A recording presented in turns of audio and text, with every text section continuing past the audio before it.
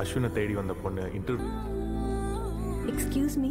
என்ன மடவன மாதிரி ஆயிட்டா? It's too hot. இதுதான்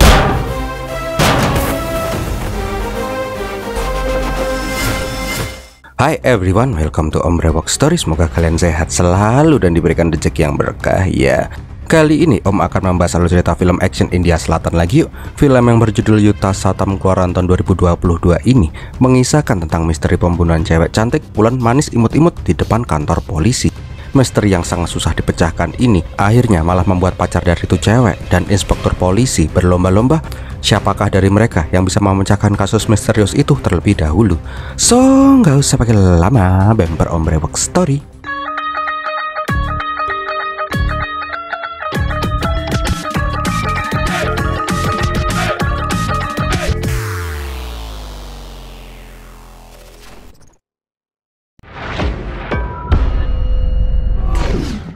Awal kisah kita diperlihatkan kota Chennai. Diperlihatkan juga satu mobil polisi yang sedang berpatroli.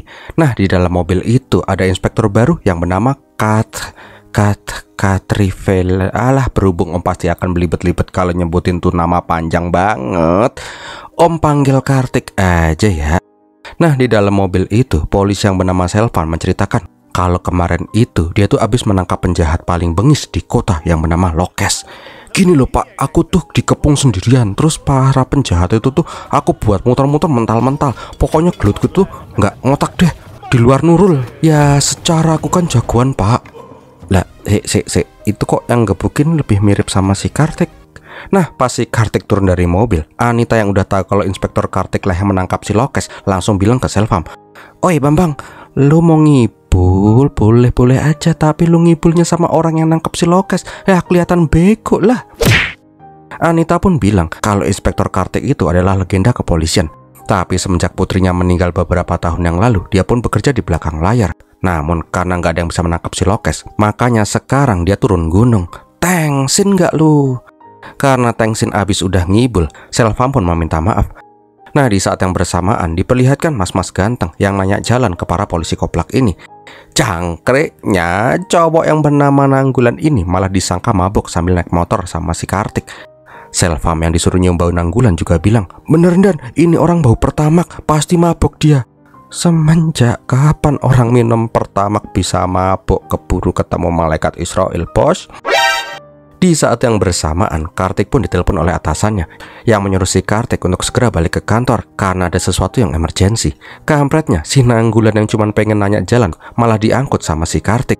Lah, nanya jalan malah digelandang. Ini apa emang polisi India kayak gini semua atau gimana ya?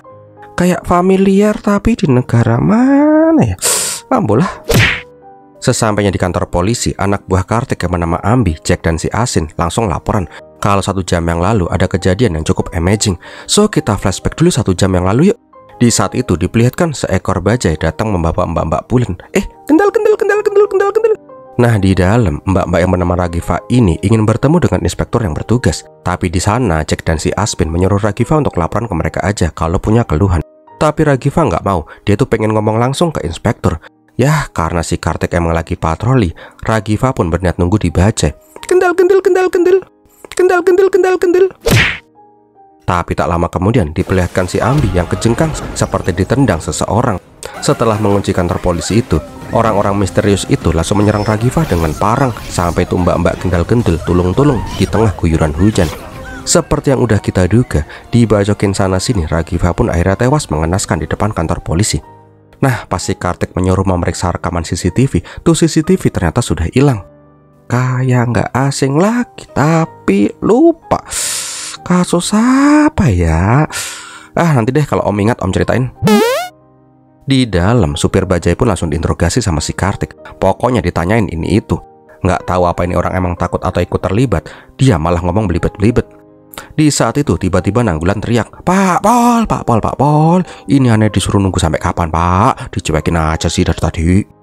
Tapi di luar dugaan, Nanggulan pun bilang kalau tuh sopir mencurigakan. Rupanya Nanggulan ini merupakan lulusan psikologi forensik dan sekarang bekerja sebagai detektif swasta khusus kriminal. Nanggulan itu mengetahui dari bahasa tuh supir yang belibet-belibet, pasti dia menyembunyikan sesuatu. Tapi tiba-tiba tuh supir bajai malah kejat-kejat. Jack pun bilang kalau ini orang ngemplok permen, lah kok malah langsung kejat-kejat. Ternyata yang diemplok itu adalah racun cyanida yang udah dia siapkan. Setelah tuh supir dibawa ke rumah sakit, tim forensik pun menunjukkan foto dari korban. Namun pas si Nanggulan melihat foto itu, dia pun langsung histeris. Rupanya cewek bulan gendal-gandul tadi itu adalah pacar dari si Nanggulan. Dengan panik, Nanggulan pun langsung berlari menuju jasad Ragiva. Di saat adegan sedih yang menyayat hati itu, Selvan pun bilang, "Bos, biasanya nih ya, kalau adegan kayak gini, kita itu flashback hubungan ente sama ini cewek." Anita pun langsung menyela, "Dasar polisi nggak peka, ini lagi adegan sedih." Tapi ya udah deh, kita flashback aja yuk pertemuan pertama Ragiva dan si Nanggulan. 2,5 tahun yang lalu, saat itu diperlihatkan Nanggulan yang masih kerja di perusahaan multinasional dikasih penghargaan oleh atasannya karena pencapaiannya yang top banget. Setelah semua pada pergi, Nanggulan pun ditelepon sama si Rahul. Rahul bangka ini pun bilang dia itu nggak bisa ngasih apa-apa. Nah, sebagai rasa syukur kalau Nanggulan naik jabatan, Rahul yang sohibnya Nanggulan ini pun udah ngirim cewek open OBO ke kantornya si Nanggulan. Jelas aja Nanggulan ogah lah, dia itu nggak mau berbuat asusila. Sialnya di saat yang bersamaan diperlihatkan Ragiva yang datang dengan setelan lengkap. Niatnya sih dia itu pengen interview. Kambingnya pas dia nanya kantor buat diwawancarai, dia malah dikasih arah yang salah. Sedangkan mbak-mbak yang open yang asli malah diarahin ke arah tempat wawancara. Singkat cerita, Ragiva pun sampai di depan ruangannya si Nanggulan. "Kok cantik ya? Sayang juga kalau nggak digarap." Pikir om lo ya ini. Kalau si Nanggulan sih ya tetap aja sok suci sih dia. Nah di sana dia pun malah nanya sama si Ragiva, kenapa si Ragiva yang kelihatan berpendidikan ini mau kerja kayak gini. Setelah ngobrol ngalor ngidul yang bikin salah paham, akhirnya Ragiva pun sadar kalau dia tuh dianggap sebagai cewek panggilan. Ya si Ragiva ngamuk lah sama si Nanggulan. Sedangkan di tempat yang lain, Mawar yang seharusnya tuing-tuing tumpak tralala sama si Nanggulan malah masuk ke ruangan interview. Lah langsung dilepas, montok bener lagi nih mbak-mbak. Sama kayak tadi, 3 serangkai tuir-tuir ini pun juga salah paham. Bahkan pas disuruh nunjukin CV-nya, Mawar malah ngasih album foto berbagai macam gaya. Lah kok sampai pada ngumpul itu bos? Ya 3 tua bangka ini langsung tercengang lah. Untungnya pas Mawar udah mau buka-bukaan, Nanggulan langsung menghentikan itu. Nah tahu ini bakalan ruwet, Nanggulan pun menjelaskan yang sebenarnya. Udah tahu kan, di setiap masalah India itu solusinya cuma satu, yaitu joget.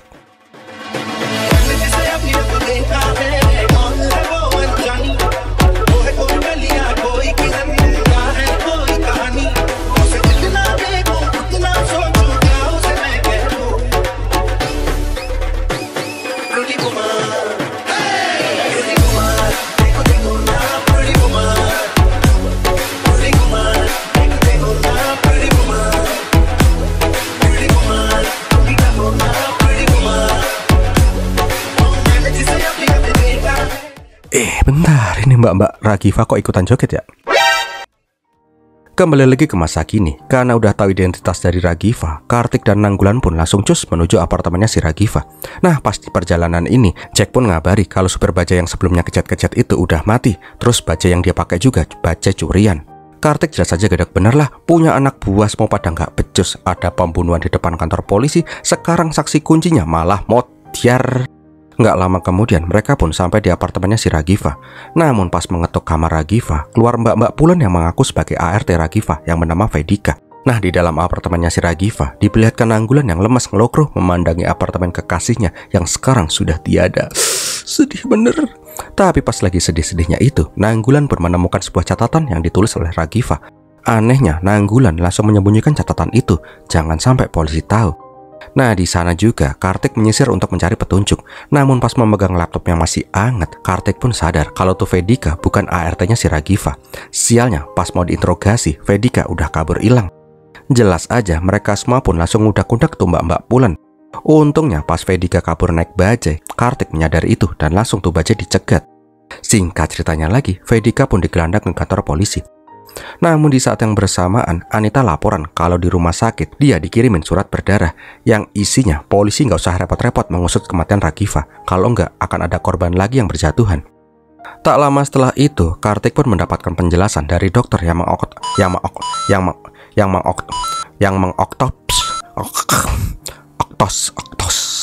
mengotopsi Ragiva.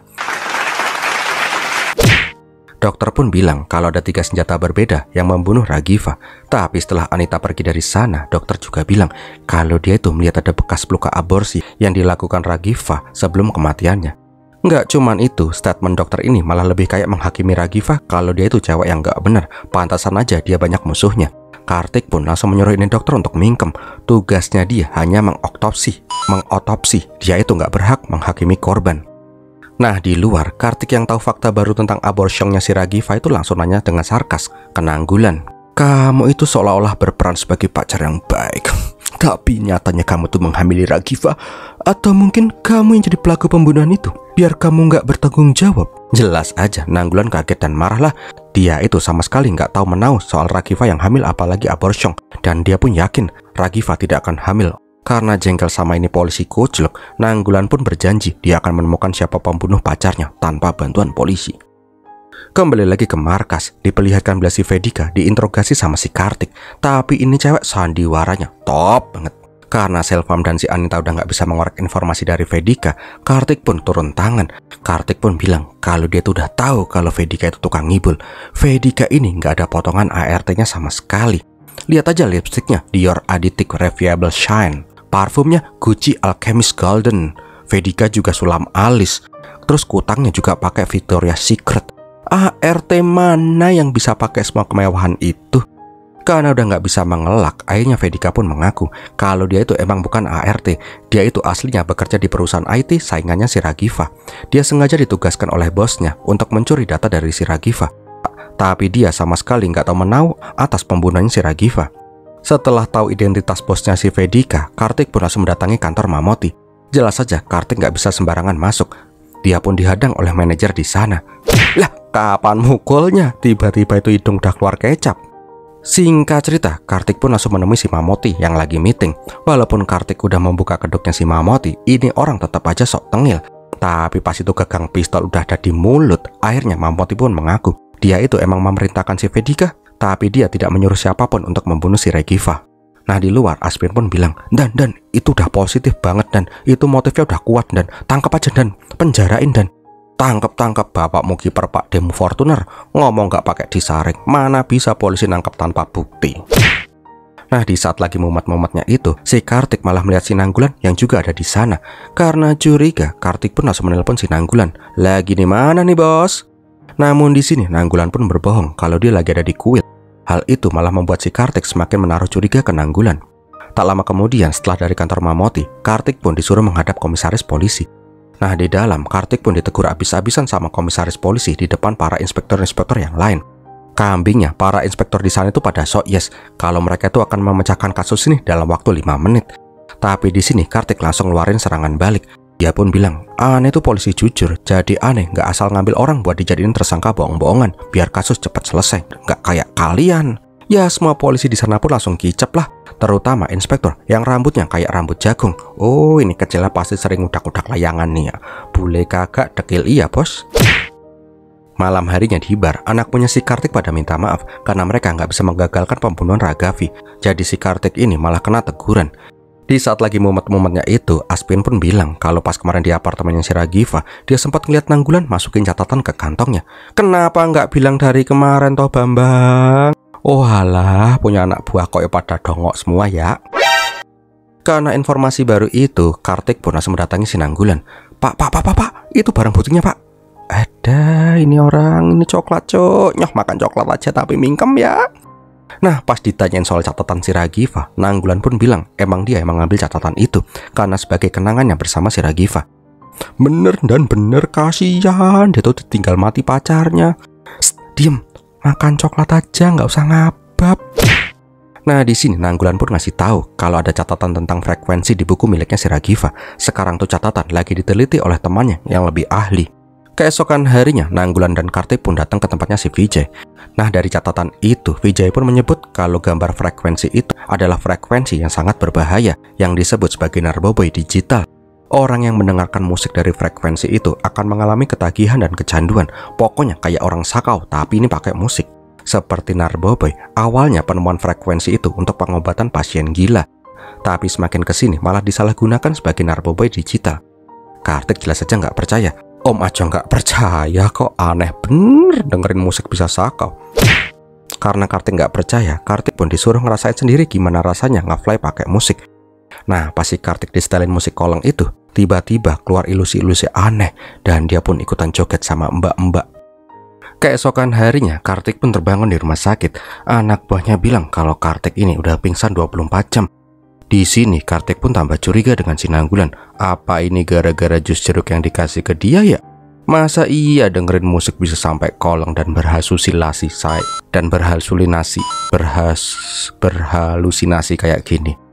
Di saat Kartik pegel-pegel lehernya, Jack pun datang dengan kepala yang udah diperban. Jack pun bilang pas dia pulang patroli, tiba-tiba dia diserang oleh orang asing. Jack nggak tahu siapa yang menyerang dia, tapi samar-samar motor yang dipakai orang itu mirip benar sama motornya si Nanggulan. Hal itu pun semakin menambah kecurigaan si Kartik kepada si Nanggulan. Malam harinya diperlihatkan Vedika yang lagi dipantau sama si Selvam di sebuah bar. Anehnya di saat itu Nanggulan juga ikutan datang ke sana, bahkan mereka kelihatan akrab gitu. Tak lama kemudian Kartik pun datang ke klub. Seakan bodoh amat dengan kedatangan si Kartik, Nanggulan tetap aja joget sama si Vedika. Tapi tiba-tiba ada tembakan dari bar itu, dan jelas saja semua orang pun langsung pada panik.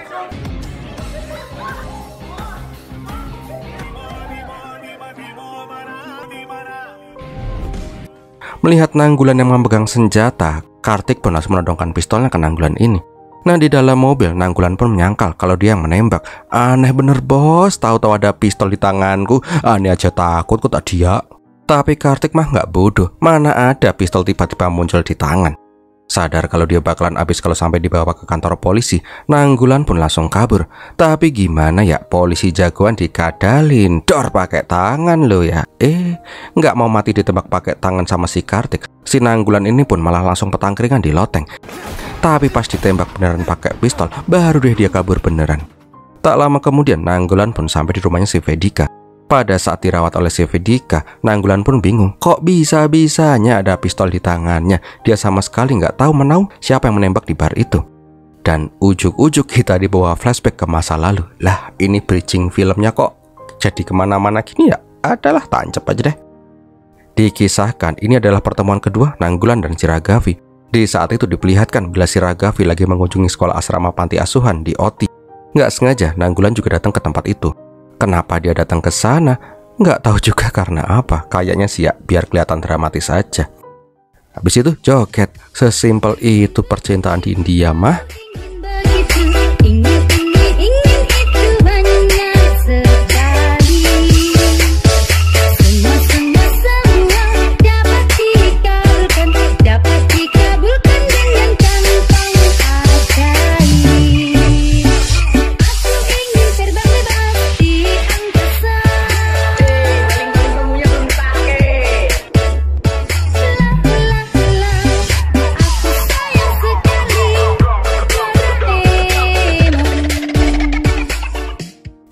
Ini flashback buat nyeritain apa ya? Nggak ada tujuannya plus.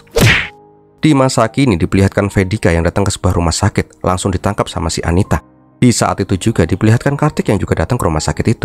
Ternyata kedatangan Vedika ke sana itu untuk memberikan uang biaya pengobatan temannya si Ragiva yang koma di sana. Bentar nih, ini om yang nggak mudeng alur ceritanya atau emang ini ditabrak-tabrak ya ceritanya? Katanya Vedika mata-mata di rumahnya si Ragiva. Tapi sekarang dia bilang dia dititipin uang sama si Ragiva sebelum dia mati buat biaya pengobatan temennya. Aduh, otak om panas. Bodoh lah. Nggak lama kemudian Kartik pun langsung menemui dokter yang merawat Yatmi, sahabat Ragiva yang koma karena kecanduan narkoba digital. Rupanya Yatmi itu bukan satu-satunya korban. Ada 2 sahabat Radika yang tewas ya, dan ada 1 yang sudah berhasil selamat dan pulang ke rumah. Di saat dokter menjelaskan kondisi Yatmi, Kartik menyadari ada yang aneh sama mbak-mbak perawat. Siang harinya, Kartik pun kembali dipanggil sama komisaris Ganjar. Kartik ini meminta waktu yang lebih lama untuk mengusut kasusnya si Ragavi. Dia itu sudah menemukan petunjuk-petunjuk baru. Tapi komisaris memanggil dia bukan karena itu. Ada yang lebih penting, yaitu tentang si Lokes. Ujuk-ujuk ini komisaris ubanan langsung nyetel rekaman video Lokes. Yang intinya ini penjahat itu kejam bener. Dia tidak segan membunuh siapa saja yang menghalangi dirinya. Mau politisi, polisi, cewek yang larinya gendal-gendul, preman jalanan, semuanya dia babat. Nah, permasalahannya ada partai yang pengen merekrut Lokes jadi kadernya. Kalau Lokes sampai di persidangan, dia pasti akan bebas dan langsung jadi caleg. Di saat itu, polisi pasti nggak bisa menyentuh dia lagi. Komisaris pun memerintahkan si Kartik membunuh si Lokes sebelum dia sampai di persidangan besok. Sebelum menjalankan tugas dari Pak Ganjar Vrindavan itu, Kartik pun mendatangi suster yang kemarin. Awalnya si ini suster nggak mau cerita, tapi setelah dibujuk dan dipaksa, dia pun menceritakan kalau Ragiva pernah membawa temannya yang sakau ke rumah sakit. Dari suster ini juga lah, Kartik pun tahu siapa teman Ragiva yang berhasil selamat. Nggak lama kemudian, Kartik dan Selvam pun sampai di rumah cewek yang bernama Biju. Tahu kalau ini orang-orang pasti akan ikutan cerewet, Kartik pun menyuruh si Selvam untuk jaga gerbang. Pokoknya kamu nggak boleh gerak sampai aku keluar dari dalam. Singkat cerita, Kartik pun pengen namu, tapi dia langsung diusir oleh orang tuanya si Biju. Merasa dicuekin, Kartik pun bilang, "Aku tahu penderitaan kalian karena hampir kehilangan anak. Aku juga sudah mengalaminya ketika anakku meninggal beberapa tahun yang lalu. Informasi kalian sangat penting agar tidak ada lagi orang tua yang merasakan kematian anak mereka gara-gara narkoba digital itu." Karena hal itulah, Kartik pun diperbolehkan masuk. Singkat ceritanya lagi, Biju pun menjelaskan semuanya. Dia, Ragiva, dan 3 orang temannya itu emang deket dari kuliah. Saking deketnya, mereka pun joget. Lah, joget mulu. Om skip aja ya, nanti ini film isinya joget-joget doang. Nah, suatu hari mereka pun ingin party-party bego di sebuah klub. Jangkrik, ini adegan joget lagi lah, nggak penting dah. Yang penting di saat itu mereka pun bertemu dengan mas-mas yang bernama Jo. Setelah itu mereka pun diajak ke ruangan VIP. Anehnya setelah joget-joget di ruangan itu, mereka pun langsung pada nge-fly. Nggak lama mereka jedak-jeduk, salah satu dari mereka pingsan. Tapi anehnya setelah mengantar teman mereka ke rumah sakit, mereka itu langsung balik ke klub buat ajojing lagi. Ragiva yang menyadari kalau ada yang aneh protes ke Jo, tapi dia malah dicuekin dan diusir. Setelah itu mereka pun selalu pengen datang ke klub itu, sampai semua pada koleng dan dirawat di rumah sakit. Naasnya hanya Biju yang berhasil selamat, sedangkan teman-temannya bernasib buruk. Ragiva yang tidak terima sahabatnya pada COD dengan malaikat maut berniat membongkar sindikat musik jedak-jeduk itu. Dan seperti yang udah kita tahu, Ragiva pun tewas mengenaskan.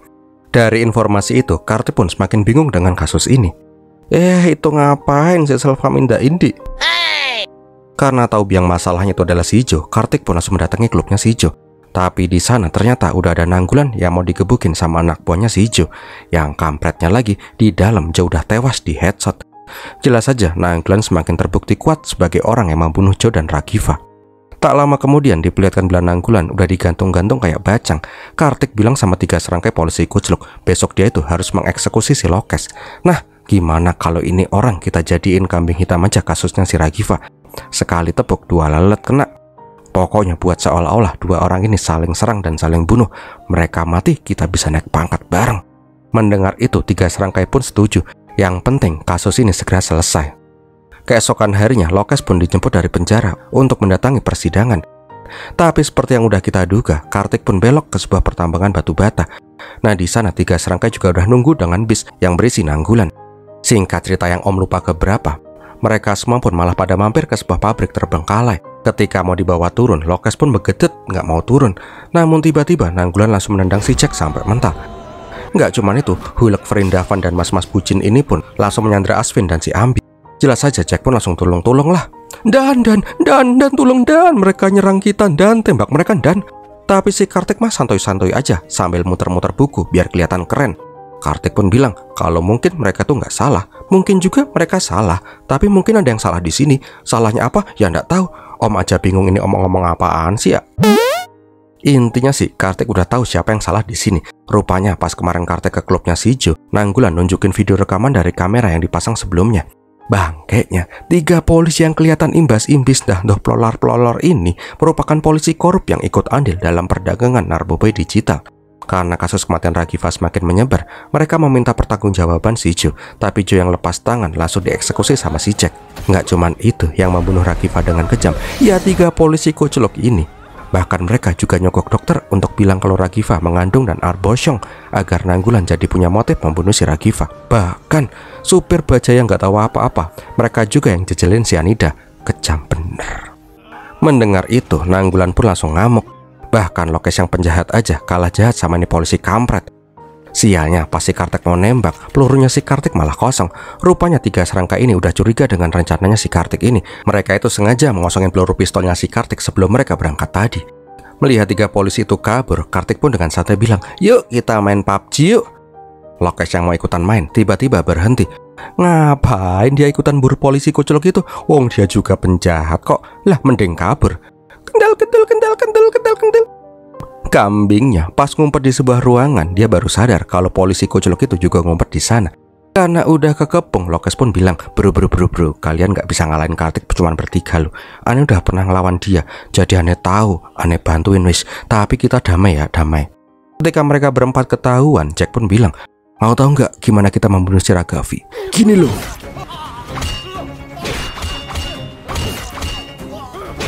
Dan Lokes pun langsung dibabat sampai modiar. Adalah pokoknya mereka itu kejar-kejaran terus gelut.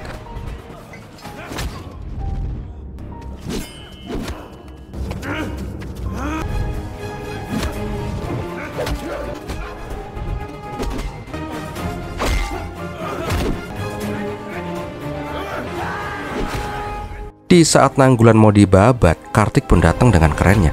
Pokoknya semua langsung pada mental-mental lah. Jancuk, lagi keren-keren malah digaplok. Tapi tetap walaupun mumet, kacamata nggak boleh lepas.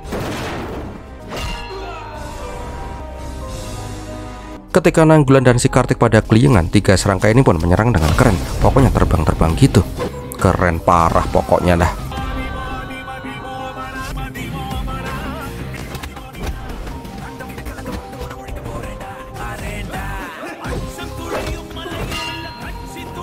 Pas udah di atas angin, Kartik pun langsung masuk ke mode serius. Alhasil, dia dan Nanggulan berhasil membunuh satu persatu para polisi-polisi kuculuk itu. Lihat sendiri aja deh.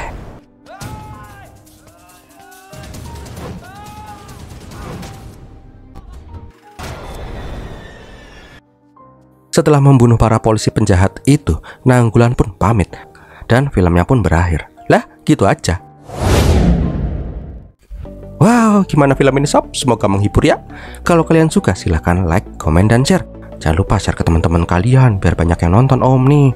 Jangan lupa subscribe. Terima kasih juga yang udah nonton sampai di detik ini. Om Brewok pamit dulu dan biar milatin.